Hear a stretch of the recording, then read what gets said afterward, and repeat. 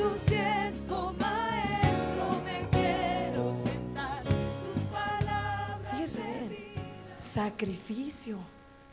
Claro, a todos nos gusta que nos hablen de cómo Dios nos va a prosperar, ¿verdad?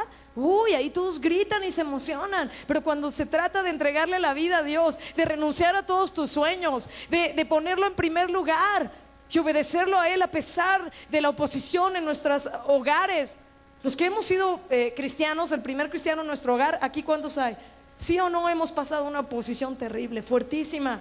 Pero sí o no usted ha permanecido y está firme y ha visto la gloria de Dios en su hogar. Así es. Palabra de Dios para todos, le voy a decir. Dice así: si alguien viene a mí, pero pone en primer lugar, escuche esto, si alguien viene a mí, pero pone en primer lugar a su papá, a su mamá y a su esposa, a sus hijos, a sus hermanos y hermanas, no puede ser mi seguidor.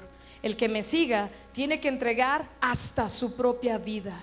Si alguien no carga la cruz que se le entrega al seguirme, entonces no puede ser mi seguidor. Esto, mi hermano, mi hermana, es lo que tenemos que enseñar. Se trata de negarse, se trata de dejarlo todo, porque el que realmente se ha encontrado con Cristo sabe que no hay nada tan valioso en esta vida como el Señor, que vale la pena negarse y dejarlo todo, y dejar toda tu comodidad por hacer la voluntad de Dios. Estos son los discípulos con carácter que nosotros tenemos que desarrollar. Juan 8, 31 al 32, anótelo, yo se lo leo. Dijo entonces Jesús a los judíos que habían creído en Él: si ustedes permanecen en mi palabra, serán verdaderamente mis discípulos y conocerán la verdad, y la verdad los hará libres. Juan 15, 7: si permanecen en mí y mis palabras permanecen en ustedes, pidan todo lo que quieran y les será dado. En esto es glorificado mi Padre, en que lleven mucho fruto y sean así mis discípulos. Hechos 11, 26. Fíjese bien: y se congregaron allí todo un año con la iglesia y enseñaron a mucha gente, y a los discípulos se les llamó cristianos por primera vez en Antioquía. ¿Y sabe por qué lo hicieron? Porque era una manera de burlarse de ellos. Les decían: mira los cristianos, ahí van los pequeños cristos, los cristitos que quieren ser como su maestro. Y era algo despectivo. No, ahora decir que es cristiano está de moda, con todas las estrellas de la televisión y las personalidades. Son cristianos.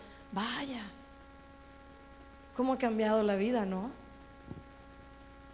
Aquí era despectivo, pero para el cristiano era un honor. Ahora le voy a decir, esta nueva generación de adolescentes, de discípulos, tiene que ser gente que obedezca a las escrituras, pero también gente que vea un ejemplo en nosotros. Dile de al lado: tú debes ser un ejemplo para tus adolescentes y para tus niños. Fíjense en esto, Lucas 11:1, estoy terminando.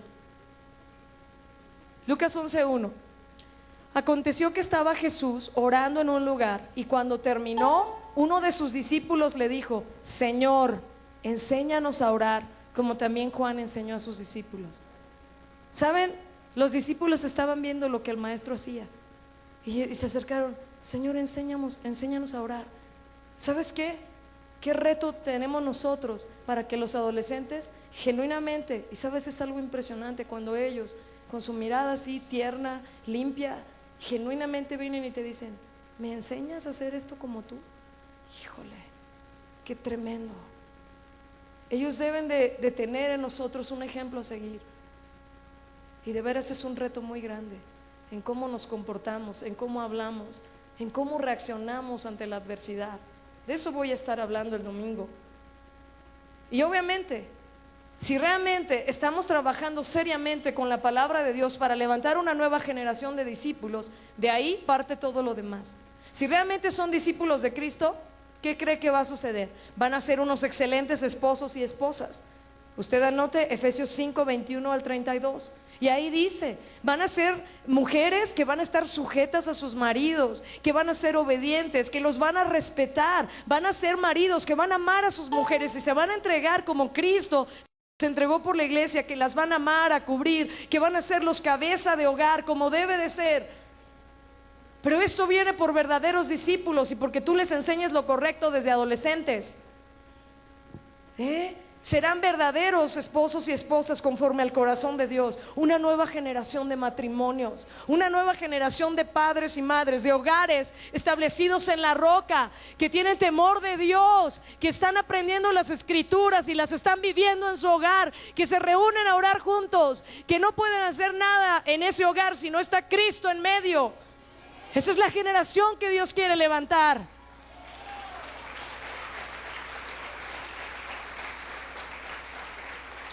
Una nueva generación de padres y de madres que les enseñarán con su vida el verdadero evangelio, que no van a decepcionar a sus hijos, como muchos en esta generación están decepcionados de sus hogares, y que vienen a las reuniones con nosotros y dicen: no, yo no quiero el cristianismo. ¿Por qué? No, para vivir como viven mis papás. Me parece una hipocresía esto. Yo vengo aquí porque me obligan, y gracias a Dios que al menos nos dicen la verdad. Yo prefiero que ellos me hablen la verdad. Podrán tener una palabra sabia de consejo para sus hijos y darles el amor incondicional de Dios. Eso es lo que estamos preparando. No sé si de veras te das cuenta de lo serio que es nuestro trabajo. Y por último, una nueva generación de ministros.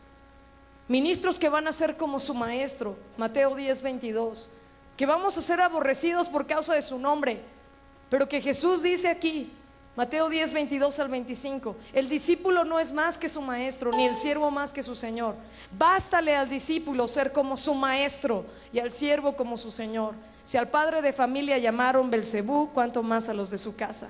¿Sabes una cosa? Van a ser ministros bien fuertes en la palabra, bien firmes, que no van a vivir por sus emociones, que van a permanecer en el Señor y van a enseñar lo correcto.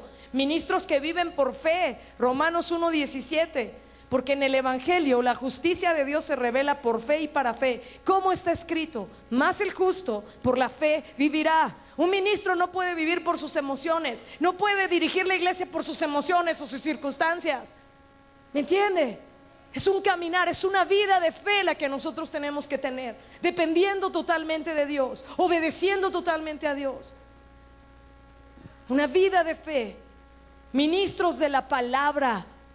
Segunda de Timoteo 2:15, y esa sí, búscala por favor.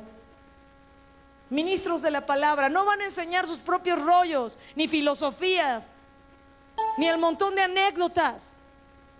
Que no estoy diciendo que esté mal contar anécdotas, yo se las cuento, pero no podemos darle tanto tiempo a otras cosas. Es la palabra lo que necesitamos predicar. Segunda de Timoteo 2:15: procura con diligencia presentarte a Dios aprobado, como obrero que no tiene de qué avergonzarse, que usa bien la palabra de verdad. ¿Que usa qué? Ministros, una nueva generación de ministros con una pasión por Dios. Pero ¿qué tipo de ministros van a ser estos adolescentes? De los que van a decir: mi ministerio, quiero proyectar mi ministerio. O de los que van a hacer la voluntad de Dios, de los que vivirán por fe, de los que se van a negar a sí mismos, de los que si Dios les bendice no van a tener las cosas en el corazón, no les va a mover eso, sino su pasión por Cristo y por su palabra. Ministros de la palabra que usan bien la palabra de verdad.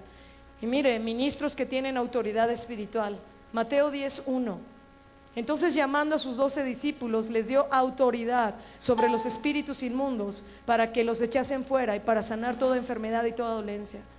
Ministros que entienden qué es la autoridad que Dios nos ha dado. Les repito que gritar no es autoridad. Habemos gente quizás más intensa, ¿verdad? Yo cuando estoy muy emocionada por algo, sin querer levanto la voz. Pero me ha escuchado que en otros momentos lo estoy explicando así, sin gritar. ¿Y sabe qué? Hay quienes piensan que si no gritó suficiente el hermano no está ungida la predicación, que si no habla como metralleta, no, entonces no tiene revelación de Dios. Mire, le voy a decir algo.